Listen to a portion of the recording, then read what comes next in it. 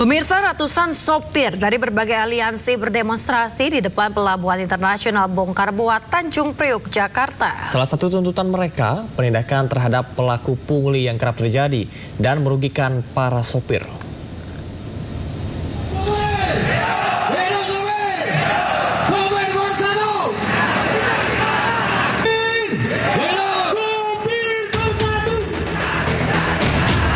Ratusan sopir dari berbagai aliansi melakukan demonstrasi di depan Pelabuhan Internasional Bongkar Muatan Tanjung Priok, Jakarta. Para pendemo menyuarakan beberapa hal, yakni menginginkan adanya fasilitas MCK bagi para sopir, menambah pintu gate sehingga tidak terjadi penumpukan truk kontainer yang menyebabkan kemacetan di wilayah pelabuhan, dan meminta dengan keras kepada pihak PT Pelindo untuk menindak tegas pungli yang sangat merugikan para sopir.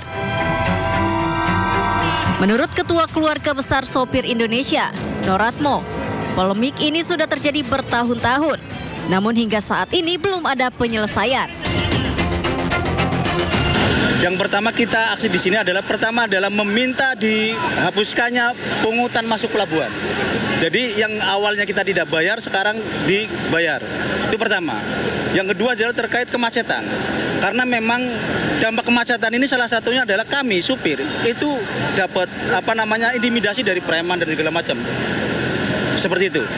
Dan di sini adalah puncak kemacetan yang hampir setiap hari. Kita mengakui Jakarta itu macet, tapi di NPCT ini tiap hari. Tidak kayak pelabuhan-pelabuhan yang lain. Yang berikutnya adalah terkait bongkar muat. Bayangin, sekelas pelabuhan internasional, bongkar muatnya itu sampai 15 jam kita di dalam. Sampai 15 jam menunggu. Ini kan berdampak kepada kami, ya kan, dan pastinya kepada customer-customer di sana. Kita sering dikomplain karena barangnya telat dan segala macam.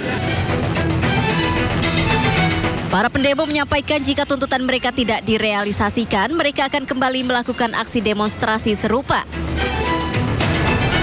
Dari Jakarta, Ismalia, Zulkarnain, iNews melaporkan. Pemirsa, eksekusi sebuah rumah mewah di Kompleks Permata Hijau 2 Kebayoran Lama, Jakarta Selatan berakhir ricuh. Kuasa hukum dan pendukung pemilik rumah pun bertahan dan melakukan perlawanan saat jurusita membacakan putusan.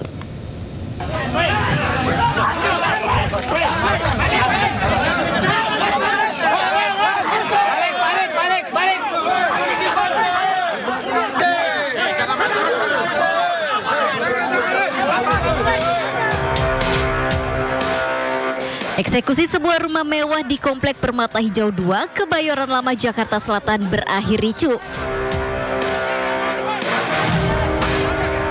Aksi saling dorong antara massa pendukung pemilik rumah dengan tim jurusita Pengadilan Negeri Jakarta Selatan terjadi saat proses eksekusi dilakukan.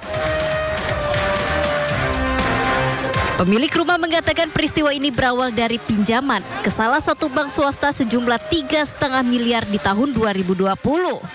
Namun secara tiba-tiba bunganya membengkak menjadi 8 miliar lebih. Saya mengajukan kredit 3,6. Malah mereka tambah jadi 4,6. Padahal dengan 3,6 itu mereka tidak ngecek pembukuan kami. Akhirnya jadi totalnya semua 4,6. Tapi setelah itu berbunga-bunga pada saat itu kan 2020 Covid. Akhirnya sekarang tagihannya menjadi 8, something. Dan rumah kami yang harganya puluhan M mau diambil gitu aja. Sementara itu rumah kami misalnya diambil, utang kami pun masih ada. Penolakan ini terjadi karena pemilik rumah masih menjalani proses sidang gugatan perdata di Pengadilan Negeri Jakarta Selatan. Nah, ini udah kami lakukan gugatan ke pengadilan. Sekarang proses bersidang, tahap mediasi. Insya Allah tanggal 18 dan hari Kamis ini sidang kedua. Para pihak hadir. Jadi pihak yang memohon ini hadir. Nah, itu bisa ditafsirkan sendiri ya. Dari dalam gugatan itu para pihak hadir. Oleh karena itu apalagi proses eksekusi ini, tunggu aja putusan pengadilan. Proses itu akhirnya ditunda sementara untuk mencegah terjadinya hal-hal yang tidak diinginkan. Namun dari data yang ada diketahui dasar hukum penyitaan adalah risalah lelang yang kekuatan hukumnya bersifat tetap atau ingkrah.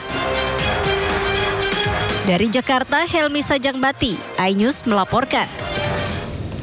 Kita ke informasi berikutnya pemirsa, seorang nenek melaporkan beberapa oknum kepolisian di lingkup Bareskrim usai laporan kasus dugaan penyerobotan tanah miliknya mandek selama 8 tahun.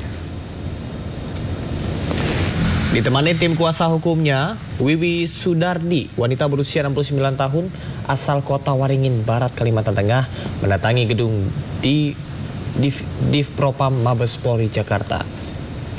Sejumlah oknum polisi dianggap lamban memproses laporan dugaan penyerobotan tanah milik keluarganya yang telah dilayangkan sejak 2018 silam. Bahkan oknum polisi tersebut dituding menahan surat-surat asli kepemilikan tanah miliknya dan belum dikembalikan. Adapun luas tanah yang diduga diserobot mencapai 3 hektar. Karena ibu ini sudah gerah dengan laporan yang sudah 8 tahun yang sudah diadukan ke Dirtipidum, akhirnya dia mau ngambil surat itu. Marilah suratku itu, kan nggak ada yang kalian kerjakan. Masa 8 tahun laporan saya mandek begitu? Saya tidak bisa kuasai tanah saya diancam-ancam oleh bupati, saya diancam-ancam oleh orang-orangnya bupati begitu kan, karena namanya orang kecil. Datang Mabes Polri tidak mau memberikan. Ya datang ke sini untuk mengambil hak milik tanah saya. Nah, seperti surat-surat yang berharga. Itulah satu yang peraka peninggalan almarhum kakak saya untuk anak-anaknya ya. Satu itu. Yang kedua, kami sudah capek menunggu, tapi tidak ada keputusan.